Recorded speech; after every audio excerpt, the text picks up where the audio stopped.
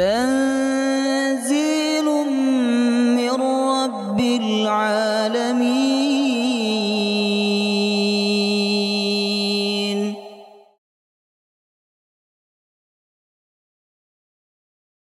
يا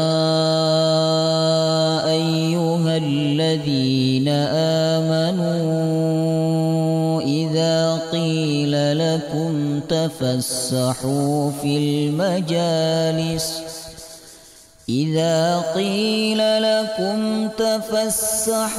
في المجالس فافسحوا يفسح الله لكم، وإذا قيل انشزوا فانشزوا يرفع الله الذين آمنوا منكم والذين أوتوا العلم درجات، والله بما تعملون خبير.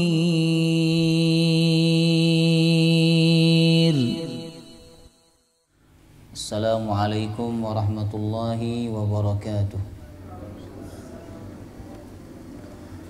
Alhamdulillah, bersyukur kepada Allah subhanahu wa ta'ala. Malam hari ini kita dikumpulkan kembali untuk memahami kitab suci Al-Quranul Karim.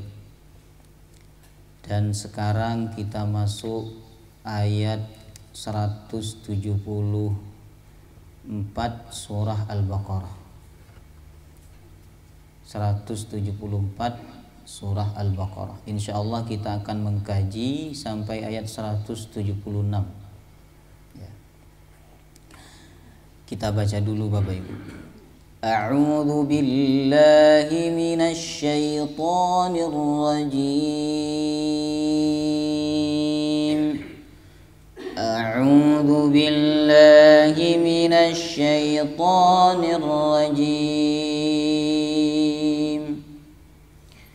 Innal ladzina yaktumuna ma anzalallahu minal kitabi wa yashtaruna bihi thamanan qalila.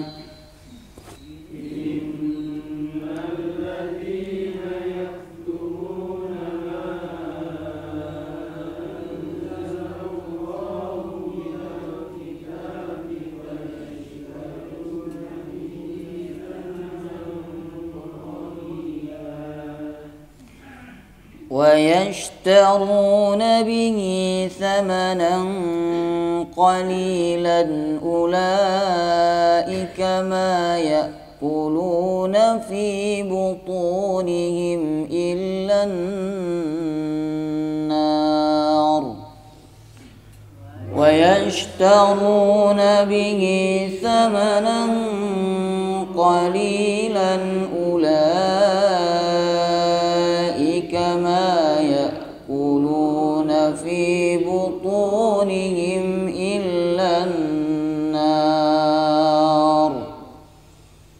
ولا يكلمهم الله يوم القيامة ولا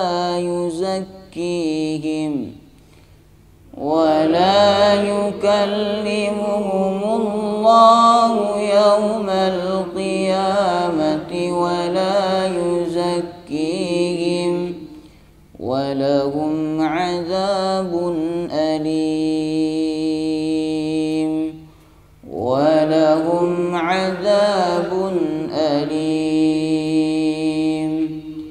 أولئك الذين اشتروا الضلالة بالهدى والعذاب بالمغفرة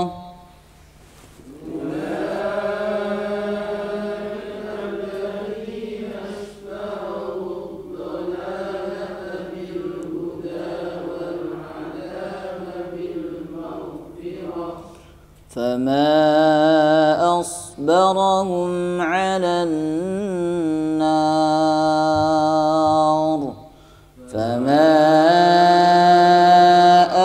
وإصبرهم على النار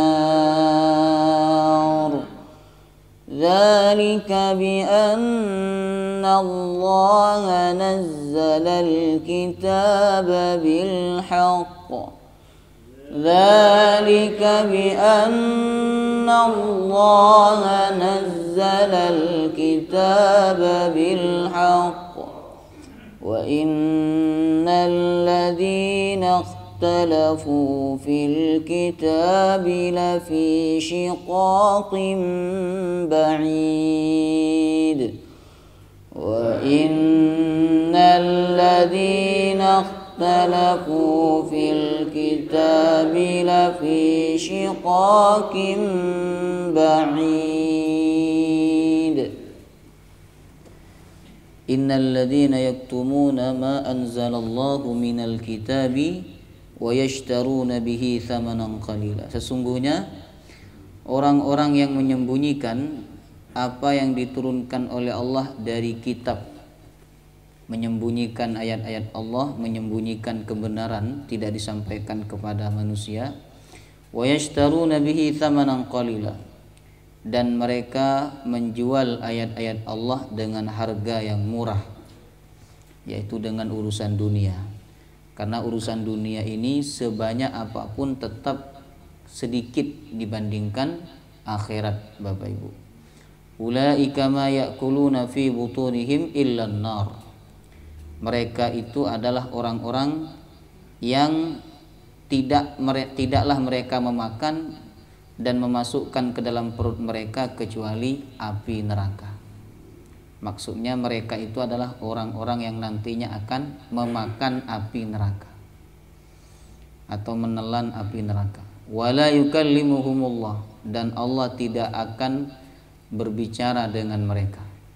Allah jijik melihat wajahnya, Allah tidak mau berbicara dengan mereka. Kapan? Yaumal qiyamah, pada hari kiamat. Ini menunjukkan bahwa ada manusia tertentu yang kelak pada hari kiamat diajak bicara oleh Allah, dan manusia bisa berbicara dengan Allah. Allah membuat manusia paham dengan bahasa Allah SWT. Tapi kalau di dunia tidak ada manusia yang bisa berbicara langsung dengan Allah. Kita ini berbicara dengan Allah itu hanya melalui doa. Itu pun kita yang meminta kepada Allah, Bapak Ibu. Artinya Allah tidak langsung menjawab dengan suara sebagaimana nanti pada hari kiamat, ya. Jadi Allah tidak akan berbicara dengan mereka. Kemudian wala yuzakkihim, dan Allah tidak akan mensucikan mereka. Walahum adzabun alim, bagi mereka adalah azab yang pedih.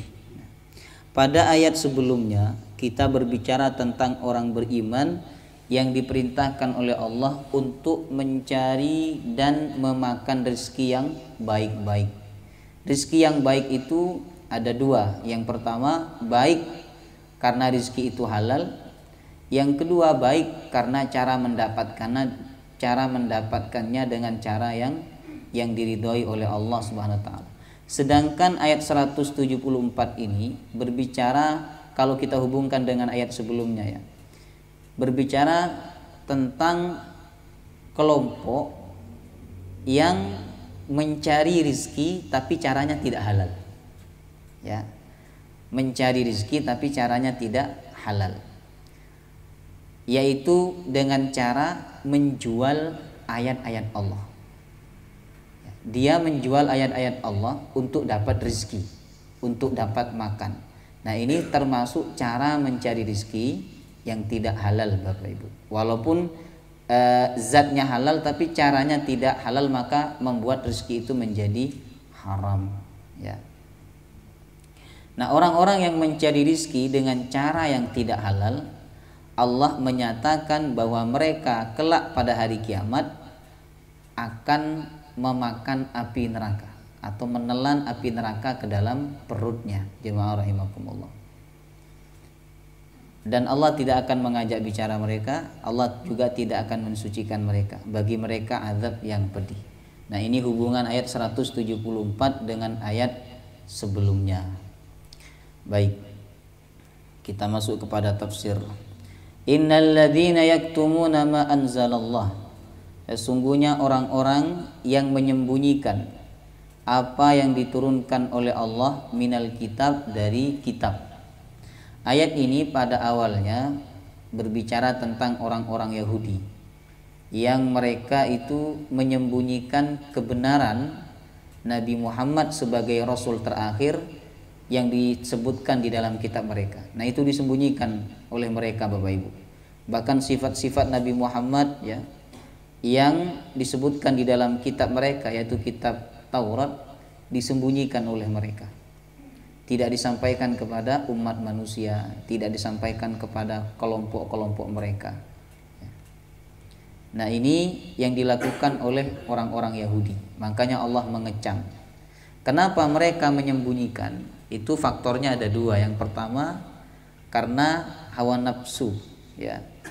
Jadi sebab tidak sesuai keinginan mereka. Begini Bapak Ibu, kalau mereka menyampaikan kepada orang Yahudi bahwa di dalam kitab Taurat itu disebutkan sifat-sifat Nabi Muhammad, maka orang Yahudi kemungkinan besar akan beriman kepada Nabi Muhammad. Nah, sedangkan ulama-ulama mereka, kalau masyarakatnya beriman kepada Nabi Muhammad, tentu mereka tidak lagi dapat penghasilan. Karena disebutkan di dalam keterangannya bahwa ulama-ulama Yahudi itu mendapatkan penghasilan upeti, semacam hadiah dari orang-orang Yahudi ketika mereka berdakwah kepada mereka. Nah, jadi sangat mengancam ekonomi mereka. Makanya sama mereka tidak disampaikan, ditutupi, bahkan nama Muhammad diganti dengan nama yang lain ya. Itu faktor yang pertama. Faktor yang kedua karena dengki Bapak Ibu. Dengki. Mereka tidak mau kan Nabi terakhir itu dari orang Arab.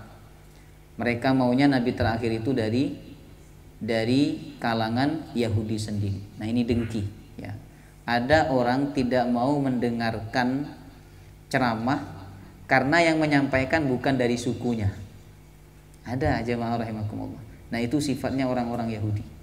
Atau karena yang menyampaikan bukan orang situ, tapi orang asing ya. Tidak mau mendengarkan. Nah, maunya mendengarkan kalau yang menyampaikan itu dari sukunya ya, atau satu daerah dengannya. Nah, ini termasuk sifat-sifat orang Yahudi ya. Itulah dua faktor kenapa seseorang menolak kebenaran atau tidak mau menyampaikan kebenaran. Kemudian ayat ini juga peringatan ya kepada para ulama agar mereka menyampaikan kebenaran, menyampaikan hukum Allah Subhanahu wa taala yang sebenarnya tanpa harus takut kepada apapun dan kepada siapapun ya. Nah, seorang ulama yang menyembunyikan kebenaran karena ada kepentingan tertentu ya. Misalnya dia tahu itu haram tapi dia sembunyikan. Bahkan dia tutupi dengan berbagai macam alasan karena ada kepentingan tertentu ya. Dia tahu riba itu haram, tapi kan ada kepentingan di dalamnya, kemudian dia mencari alasan-alasan bagaimana riba itu kemudian difatwakan menjadi halal. Jemaah rahimakumullah. Nah, ini termasuk orang yang akan diancam oleh Allah dengan azab yang pedih. Mereka kelak pada hari kiamat akan makan api neraka. Allah tidak akan mengajak mereka berbicara dan Allah tidak akan mensucikan mereka kelak pada hari kiamat ya. Kemudian ayat ini juga larangan menyembunyikan ilmu. Jadi tidak boleh kalau ada orang bertanya tentang ilmu, panjenengan tahu lalu disembunyikan karena pelit. Mungkin dia saingannya ya. Karena kadang sesama penuntut ilmu Bapak Ibu kadang saingan. Jadi gak mau temennya tahu ilmu yang dia pelajari. Ini yang dimaksud ilmu agama. Kalau ilmu dunia betul-betul panjenengan punya resep rahasia atau bumbu rahasia yang gak dikasih tahu kepada orang. Orang tanya gak dikasih tahu. Nah, tapi dikasih tahu tapi yang umum-umum aja. Itu betul-betul ya. Karena urusan dunia. Yang dimaksud dalam ayat ini adalah urusan agama. Jadi kalau ada orang bertanya tentang urusan agama, lalu panjenengan tidak menyampaikannya padahal panjenengan tahu, berarti panjenengan termasuk yang dikecam dalam ayat ini ya. Rasulullah SAW bersabda dalam hadis At-Tirmizi, "Man su'ila an ilmin fakatamahu uljima yaumal qiyamah bilijamim min nar." Siapa yang ditanya tentang ilmu agama lalu dia menyembunyikan, dia tidak mau fair ya, dia tidak mau menyampaikan yang sebenarnya, maka dia akan dibuatkan lijam ya, akan dibuatkan kursi yang kursi itu terbuat dari api neraka. Jemaah rahimakumullah ya. Tapi kalau tidak tahu jangan sok tahu urusan agama. Kalau urusan dunia betul-betul nopo aja. Kalau urusan agama nggak tahu, bilang aja nggak tahu. Wallahu taala a'lam. Ya, ana la adri. Imam Malik itu ditanya 40 permasalahan Bapak Ibu. Yang dijawab hanya satu. 39 pertanyaan dijawab oleh beliau dengan ucapan ana la adri. Saya nggak tahu. Sekelas Imam Malik. Nah, jadi urusan agama kita tidak boleh sok tahu. Sebab kalau urusan agama ini dijawab dengan jawaban yang salah, nah maka akibatnya fatal. Nanti orang itu juga menyampaikan kepada orang lain, jawabannya juga salah. Karena dari awal dia mendapatkan jawaban yang keliru. Ya. Maka yang lebih aman kalau panjenengan ditanya urusan agama, panjenengan ragu-ragu, bilang aja, ana la adri. Saya tidak tahu.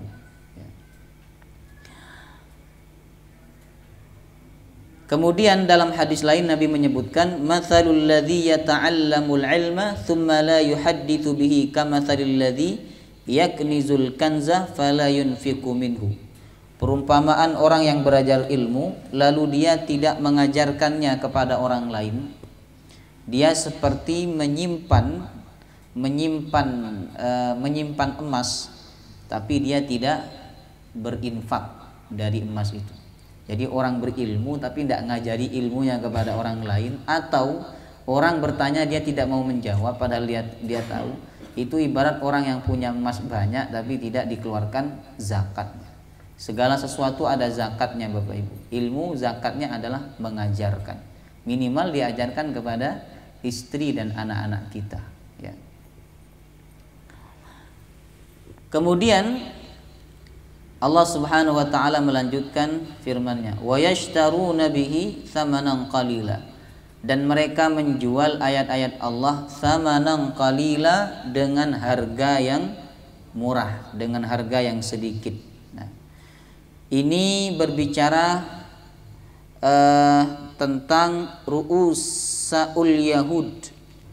Ya, tokoh-tokoh Yahudi seperti Ka'ab bin Al-Ashraf, Huyai bin Akhtab dan orang-orang yang sekelas mereka, di mana mereka itu Bapak Ibu ya, mereka ketika dimintai fatwa oleh kaumnya, mereka nagih dulu, kamu berani bayar berapa.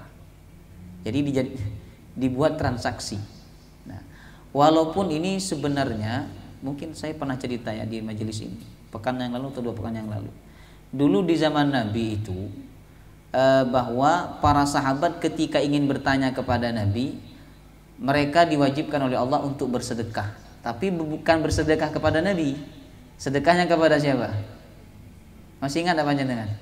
Orang miskin. Syaratnya sedekah kepada orang miskin dulu. Nah, sedangkan yang dilakukan oleh orang Yahudi ini, tokoh-tokoh mereka itu istilahnya ketika mereka ditanya tentang ilmu, mereka minta dulu, kamu berani bayar berapa, dan minta fatwa seperti apa. Ya, itulah yang disebut dengan yashtaruna bihi tsamanan qalila. Mereka menjual ayat-ayat Allah dengan harga yang sedikit. Maksudnya dengan urusan dunia. Karena urusan dunia ini sebanyak apapun tetap sedikit di mata Allah Subhanahu wa taala.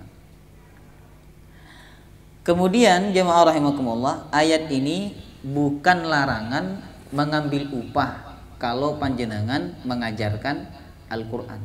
Jadi tidak dilarang. Dan panjenengan juga tidak dilarang memberikan upah kepada orang yang mengajarkan anak panjenengan Al-Quranul Karim ya. Imam Hanafi ketika beliau mengajarkan anaknya untuk bisa membaca Al-Fatihah dengan benar, beliau tidak mengajarkannya sendiri. Karena kadang anak ini kepada orang tua banyak nawarnya, betul enggak? Kalau kepada orang tua banyak tawar menawar, ya, karena kesehariannya selalu bersama orang tua.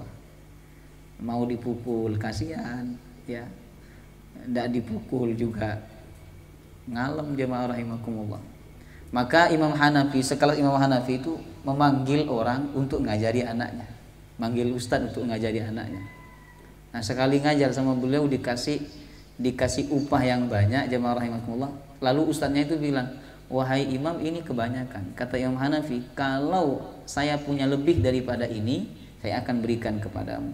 Nah, ini menunjukkan bahwa memberi upah atau menerima upah ketika panjenengan mengajarkan Al-Quran, membacakan Al-Quran, meruqyah orang dengan ayat-ayat Al-Quran, boten nopo-nopo. Ya. Ada dalilnya, ya. Jadi ada seorang wanita disebutkan dalam hadis Al-Bukhari, ketika Nabi sedang duduk begini, ya, ada satu majelis dengan beberapa sahabatnya, ada wanita datang minta dinikahi. Keren tidak Nabi Muhammad itu? Wanita datang minta dinikahi. Nah, kalau kita yang datang untuk meminang, ya, meminta kepada orang tuanya supaya bisa menikah, ini enggak. Ada wanita datang minta dinikahi, tapi tentu kalau datang seperti ini mesti janda, Bapak Ibu. Ya, bukan perawan, karena perawan itu di zaman Nabi nggak ada yang keluar rumah dan mereka tidak menawarkan diri kepada laki-laki kecuali ditawarkan oleh orang tuanya. Ya. Kemudian janda itu, maaf ya saya bahas ini dulu. Janda itu boleh menentukan sendiri siapa walinya. Karena janda secara status kewalian dia sudah lepas dari orang tuanya. Artinya kalau dia ingin orang tuanya menjadi wali, boleh-boleh saja. Atau dia menunjuk orang lain. Makanya menikahi janda itu lebih mudah sebenarnya dibanding menikahi anak gadis. Baik. Jadi ada wanita datang ke Rasulullah minta dinikahi, tapi Nabi nggak tertarik sama wanita itu. Wallahu ta'ala alam, apakah istri Nabi sudah banyak, atau karena wanita itu mungkin tidak punya, pokoknya Nabi tidak tertarik kepada wanita itu. Lalu sahabat yang ada di samping Rasulullah berkata, ya Rasul, kalau panjenengan tidak mau, kasih saya aja, tidak apa-apa, nikahkan dengan saya. Kemudian Nabi bertanya, kamu punya mahar apa? Bayangkan, laki-laki itu harus punya ini baru nikah, ya. Jangan main nikah aja, harus punya ini dulu. Karena itu tanggung jawab seorang laki-laki. Maka ditanya sama Nabi, kamu punya mahar apa? Laki-laki itu menjawab, tidak punya apa-apa. Ini mau nikah tapi tidak punya uang, kata Nabi. Tapi Islam ini agama yang tidak selalu memaksa harus punya uang dulu baru nikah, boten. Maka Nabi berkata kepada dia, coba kamu pulang, tanya kepada keluargamu, mungkin ada harta atau ada barang yang bisa dibuat untuk mahar. Pulang dia cepat-cepat, Bapak Ibu, ya. Tapi dia nyari di rumahnya nggak ketemu. Artinya memang nggak punya harta dia, ya. Maka balik lagi ke Nabi. Kemudian gimana kata Nabi? Demi Allah ya Rasul, sampai sumpah dia. Demi Allah ya Rasulullah, nggak ada sama sekali. Mungkin kamu punya cincin yang terbuat dari besi, boleh dijadikan mahar, kata Nabi. Cincin, bukan cincin emas, ya. Pokoknya cincin yang kamu punya apa? Coba kamu cari di rumahnya, mungkin ada. Maka dia pulang lagi, Bapak Ibu, ya. Nggak ada, hadirin. Nggak punya, ya. Datang lagi ke Rasul, sumpah dia. Ya Rasulullah, demi Allah. Ini hadisnya sahih, riwayat Al-Bukhari. Ya Rasulullah, wala khataman min hadid, meskipun cincin yang terbuat dari besi saya tidak punya. Nah, kawat, ya. Kemudian laki-laki itu bilang, ya Rasul, nah ini saya punya sarung, kata dia. Nah, setengah buat dia, setengahnya lagi buat saya. Bagaimana, kata Nabi? Nanti kalau sarung itu dipakai oleh istrimu, kamu mau pakai apa? Kalau kamu yang memakai, nanti istrimu dapat mahar apa dari kamu? Kemudian laki-laki itu duduk lama, Bapak Ibu, nggak berkata-kata. Sebenarnya dia ingin menikahi wanita itu, tapi dia tidak punya harta, tidak punya mahar. ya. Duduk lama, akhirnya pulang dia. Laki-laki itu pulang, ya. Kemudian Nabi melihat Nabi merasa bersalah ya, karena dia sebenarnya pengen nikah tapi tidak punya mahar. Tentunya harusnya ada solusi daripada agama kan, ya.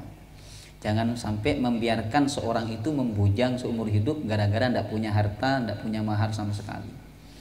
Maka ketika dia pulang sama Nabi dipanggil, sini kata Nabi. Nah, senang sahabat itu kan, kemudian ditanya oleh Nabi. Nah, pertanyaan Nabi apa? Madza ma'aka minal Qur'an? Kamu punya hafalan apa dari Al-Qur'an? Ditanya hafalannya. Nah, kemudian sahabat itu, karena sahabat hadirin, kalau urusan Al-Qur'an hafal banyak, ya. Kata sahabat, ma'i suratu kadza wa suratu kadza. Aku hafal surat ini ya Rasulullah. Disebutkan surat ini aku hafal, ini hafal. Bukan kulhu ya. Kalau kita kulhu hafal, An-Nas hafal. Ya. Kulhu Allah. Kemudian An-Nas Al-Falaq itu kan turunnya di Madinah, termasuk surat yang akhir-akhir turun. Nah, maka kemudian Nabi bertanya lagi, taqra'uhunna an dhahri qalbik? Kamu betul hafal surat itu sampai ke hatimu? Artinya memahami dan mengamalkan. Kemudian sahabat itu berkata, "Na'am ya Rasulullah." Iya wahai Rasulullah. Nah, kemudian idhab, ayo kata Nabi, pergi. Nah, maksudnya idhab itu kata Nabi, dengan ayat-ayat yang kamu hafal, jadikanlah itu sebagai mahar. Jadi maharnya hafalan Al-Quran, yang dengan hafalan itu nanti Bapak Ibu itu dijadikan mahar untuk mengajarkan istrinya. Nah, mengajarkan istrinya. Jadi menggunakan Al-Quran hafalan sebagai mahar itu boleh selama tidak punya harta, benda atau barang-barang yang lain untuk dijadikan mahar. Tapi inti hukum asal mahar itu adalah barang ya. Barang yang bisa dimanfaatkan, dipakai oleh istri, ya. Cincin, uang, ya, pakaian dan sebagainya. Nah, ayat ini jemaah rahimakumullah menunjukkan, kata Imam Nawawi, bahwa bolehnya mahar berupa pengajaran Al-Qur'an. Ya. Kemudian bolehnya mengupah seseorang untuk mengajarkan Al-Qur'an. Anggaplah itu mahar yang bentuknya adalah pengajaran Al-Qur'an, sehingga ini dalil yang jelas. Apalagi Nabi juga bersabda dalam hadis Al-Bukhari, "Inna ahaqqa ma akhadtum alaihi ajran kitabullah." Sesungguhnya yang paling berhak dan paling baik untuk kamu ambil gajinya adalah kitabullah, mengajarkan kitab Allah, ayat-ayat Al-Qur'anul Karim. Dan ini dalil yang sahih. Maka ayat ini kalau dijadikan dalil tidak bolehnya mengambil gaji atau mengupah guru-guru Al-Qur'an itu tidak benar. Karena ayat ini sebenarnya adalah berkenaan dengan orang Yahudi yang minta diupah ketika mereka menyampaikan ayat-ayat Allah. Kalau memberi dan menerima boten nopo-nopo, dan ini semua ada dalilnya Al-Bukhari, dan yang kedua juga dalil daripada Imam Al-Bukhari, ya. Saya kembali lagi ke mahar tadi. Jangan jadikan Al-Qur'an sebagai mahar ya. Al-Qur'an ini untuk dibaca, bukan dijadikan mahar, kecuali panjenengan tidak punya mahar yang lain, punyanya hanya Al-Qur'an. Al-Qur'an pun tidak punya, hanya punya hafalannya, boten nopo-nopo. Itu mentok hadirin, ya. Hafalan tidak punya, ya tidak usah nikah berarti panjenengan. Harta tidak punya, Al-Qur'an fisiknya tidak punya, kemudian hafalan juga tidak punya, ya. Nah, gimana kalau begitu? Gimana? Wah, boleh hutang ya, boleh, itu benar itu ya. Jadi maharnya ngutang dulu. Nah, ngutang kepada siapa? Kepada mertuanya, kepada istrinya maksudnya. Saya nikah, saya terima nikahnya Fulanah binti Fulan dengan mas kawin 10.000 rupiah, dibayar hutang. 10.000 dibayar hutang. Sah hadirin. Ya. Kemudian orang-orang yang menyembunyikan kebenaran, menjual ayat-ayat Allah dengan urusan dunia, ya. Allah mengatakan ulaika ma ya'kuluna fi butunihim illan nar. Mereka tidaklah memasukkan ke dalam perut mereka illan nar, kecuali api. Kenapa perut yang disebut? Karena mereka menjual ayat Allah, menyembunyikan kebenaran, itu tujuannya untuk mengenyangkan perutnya, ya. Makanya Allah menyebutkan kalau memang demikian, berarti yang mereka makan itu walaupun makanannya mewah, ya, sebenarnya yang mereka makan itu adalah api. Karena kelak mereka dengan makanan itu mereka akan masuk ke dalam neraka. Ini pendapat yang pertama. Pendapat yang kedua, Bapak Ibu, yang dimaksud ma ya'kuluna fi butunihim illan nar adalah mereka betul-betul memakan api neraka kelak pada hari kiamat. Jadi api neraka itu akan dimasukkan oleh malaikat ke dalam tubuhnya, dimakan oleh mereka mau tidak mau. Ini perbedaan penafsiran, ya. Kemudian wala yukallimuhumullah yaumal qiyamah.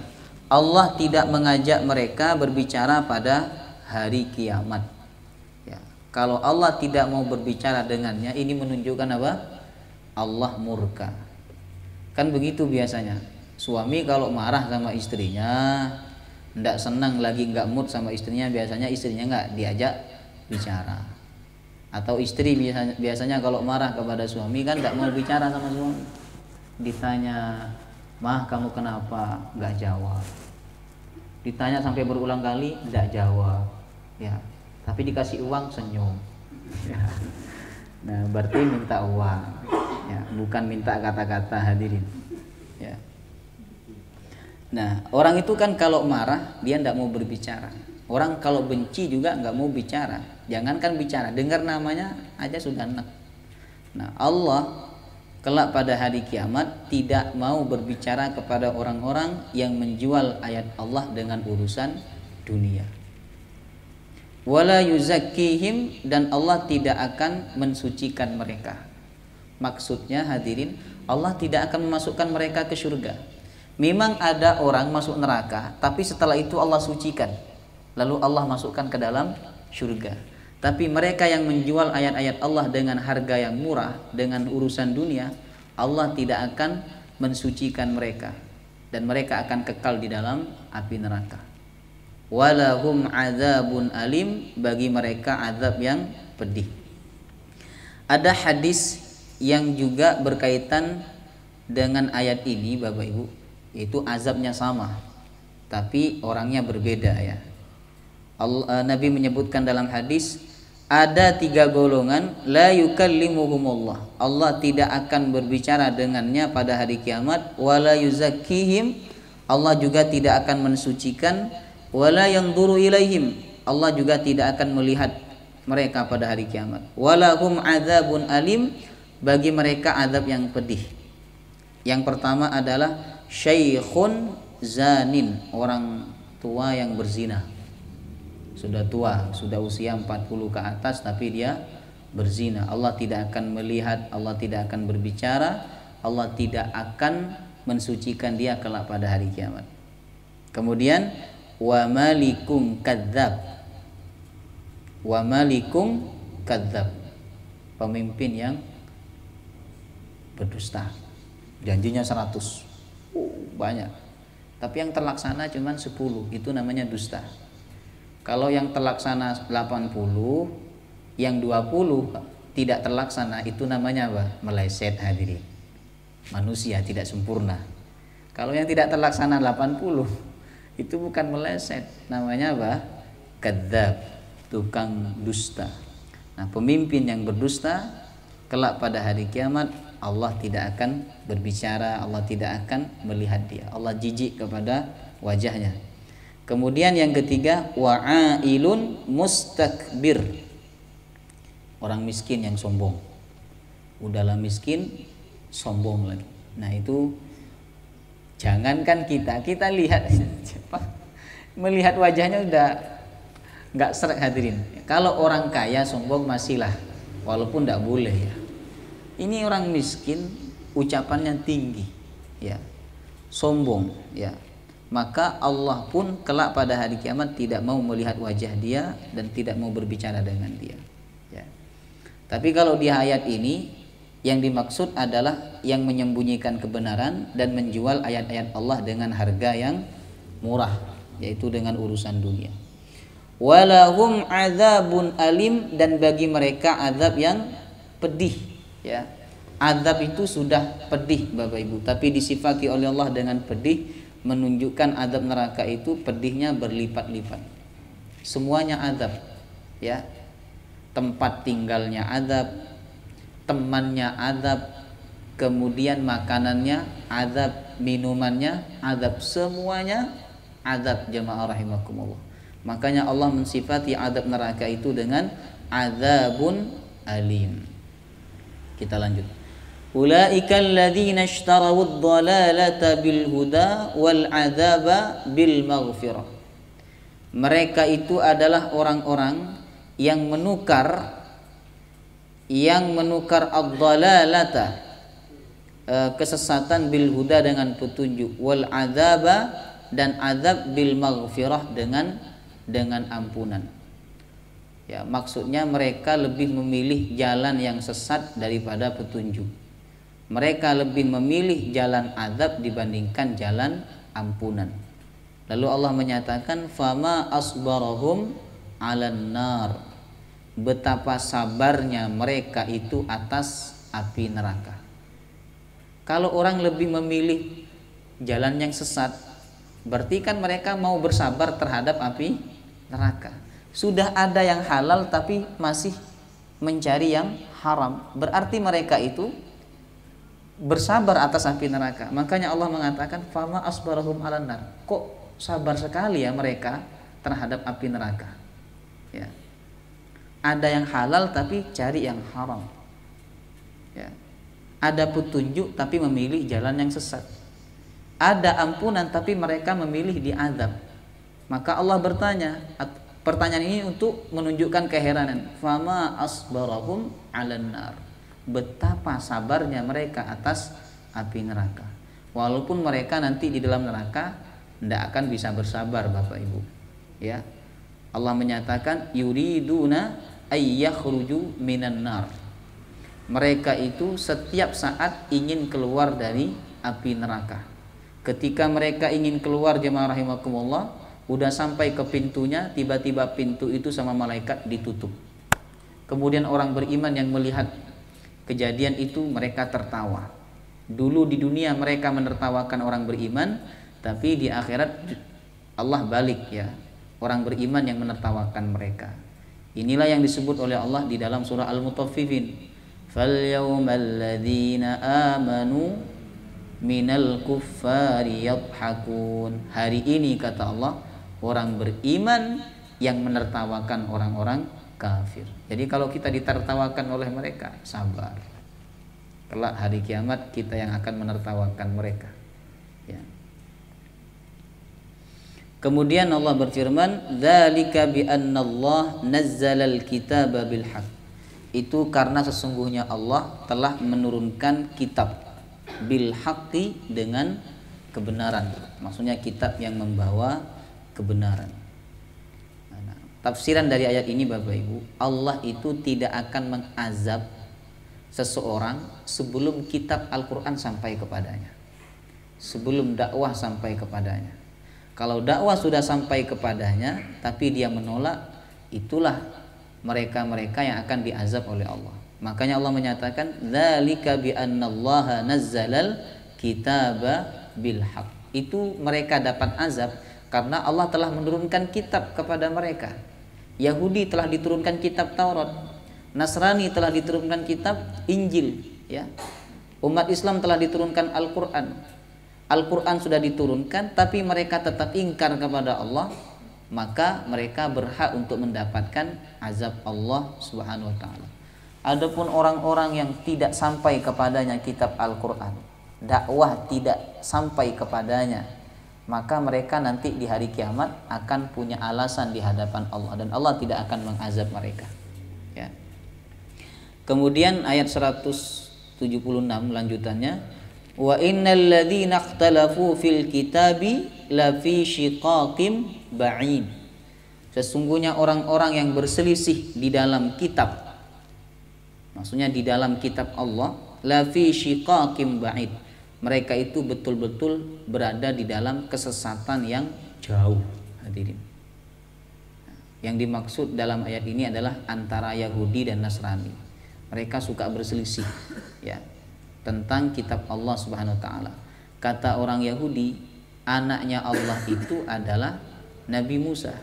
Sedangkan kata orang Nasrani, anaknya Allah itu adalah Nabi Isa. Jadi mereka berselisih, padahal di dalam kitab mereka sama sekali tidak disebutkan Isa itu anak Tuhan, Musa juga tidak disebut sebagai anak Tuhan ya.